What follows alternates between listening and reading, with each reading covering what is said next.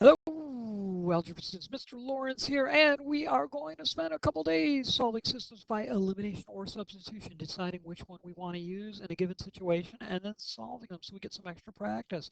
That's what we're going to be doing the next couple of days. All right, so let's get right down to it. I've got this system here.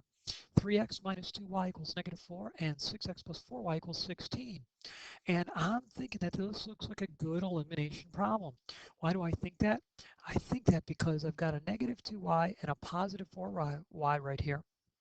And if I could just double this negative 2y, it would be a minus 4y, the plus 4y. When I added my two equations together, they would cancel out, and I'd be left with only x's. So that's a good thing. I don't want to do substitution. It's a little bit of work to get y alone, and I might get some fractions in there. Not that I'm afraid of fractions, but sometimes they make the problems harder. And you know I like fractions. Sometimes they make them easier. All right, so let's see here. I'm going to have to multiply this top equation. What number do you think I should multiply it by? Well, if you were listening a few minutes ago, I said to double things. I'm going to multiply by a 2 on both sides. And when I do that, this equation turns into 6x minus 4y. That's going to equal negative 8. Now my other equation just I copy down because I didn't use it. Now remember, sometimes we have to multiply both equations. In this case, we don't. All right, I'm ready to add my two equations together. And those are going to cancel. I'm going to get 12x equals 8, I believe. Oh, that's bothering me. Do I have a silly mistake? Hold on one second here. Where is my... Okay, I don't see a mistake. I had an answer key from a book, and sometimes the books are wrong. And I'm doing this one, and I don't see any mistake in my work. So I'm going to get 8/12, which is better said as um, 2/3, right? Okay. Now, x is 2/3. I'm going to plug it into one of the two equations. I think I'm going to plug it in for x right here. And so what I'll have is I'll have a 3 and minus 2y. That's going to equal negative 4. And my 2/3 is going to go here. And I think I'm going to write that 3 as a fraction. Now, when I do this, the 3's will cancel, leaving 1's here and here. 1 times 2 is 2 minus 2y, and that's going to equal negative 4.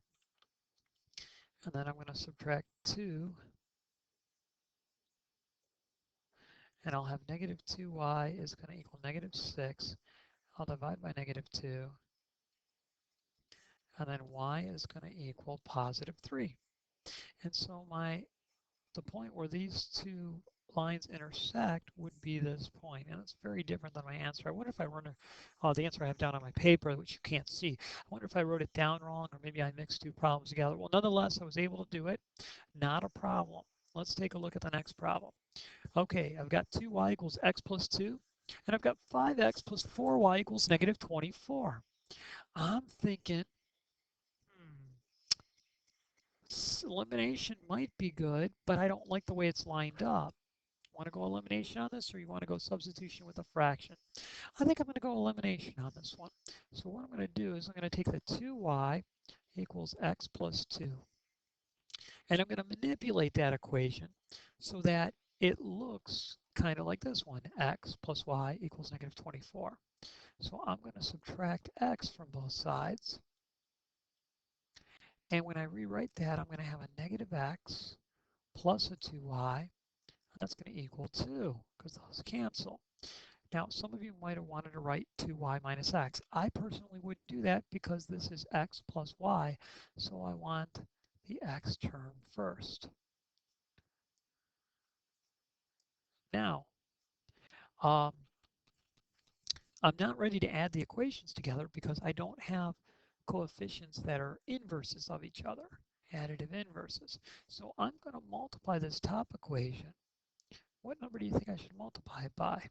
What's that, Trevor? Yeah, 5 is a good number because when I multiply by 5, I'm going to get a negative 5x right there.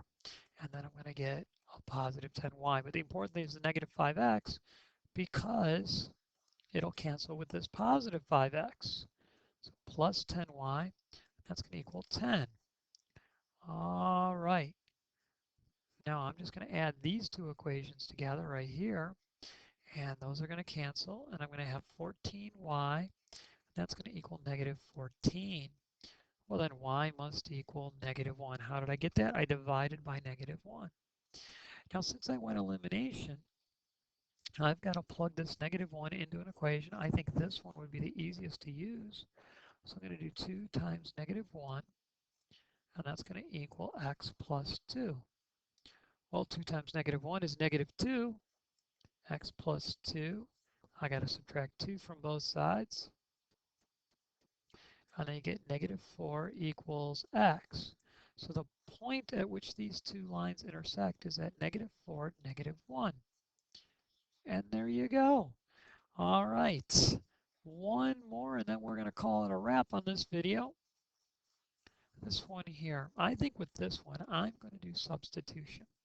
And I know it might be tempting to solve for y, but that's going to produce a lot of fractions, halves and fourths, which aren't that bad to work with. But if I solve for x right here, I can transform that equation into x equals 10y plus 30, which might be easier to work with. So I'm going to write down 8y equals negative 4 times, what do I have here? A 10y plus 30.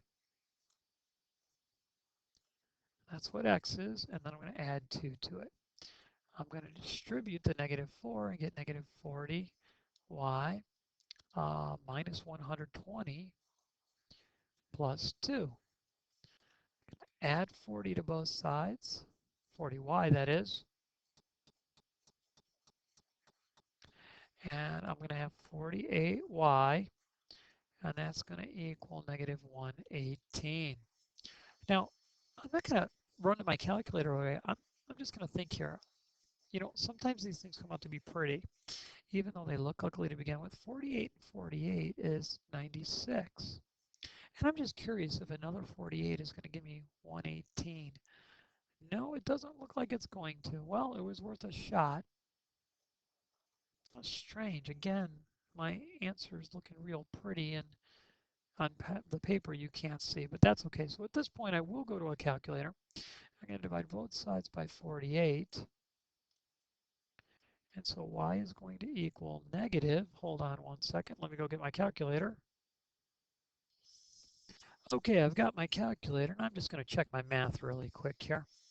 I solve for that, 10, okay, got there. So I got negative 40 minus 120, and then plus 2, 8y. Okay, I don't see any mistakes, so I'm going to do negative 118, and I'm going to divide it by 48, and I'm going to come up with this big, long, ugly decimal. Oops. If I could write, I will. Negative 2, 4, 5, 8, 3, and then there's 3 repeats. When I report my answer, I might say negative 2.48, but I'm not going to use negative 2 and 48 hundredths in my calculations. I'm going to use this number when I go to my calculator. So I did this by substitution, so I'm going to plug y into this equation. So we have x equals 10 times negative 2.48, and then 3 repeats plus 30. Now some of you are freaking out. I don't know how to do that, Mr. Lawrence. Sure you do. Multiplying by 10 is just going to move the decimal point. And so I'm going to get x equals negative 24.83 repeating. Okay. Now you remember how we were doing things with mixed numbers? Because I got to add 30 to this. Decimals work the same way. I'm going to do 30 minus 24. Well, that of course would be 6, but this is more than 24, so my whole number has to be 5. Now, I need to make it a whole. Well, you know, if it was 83 cents, how much would make 100? Well, 17 cents, right? So that would end up being $1 on the nose. But it's not 83, it's 0.83 repeating. So it's actually going to end up being 0.16, and the 6 is going to repeat, and there we go. Now, if you don't believe me, certainly you can verify it on a calculator. So my x coordinate is going to be 5.16, repeating like that. Okay, and there we go. And those answers are much more precise than just saying, well, negative 2.48 and x is 5.17. Okay, you can do that, and I won't necessarily mark it off, but the more precise you can be, the better it is. All right, that's your video for tonight. Mr. Lawrence signing off. Have a good night, everybody.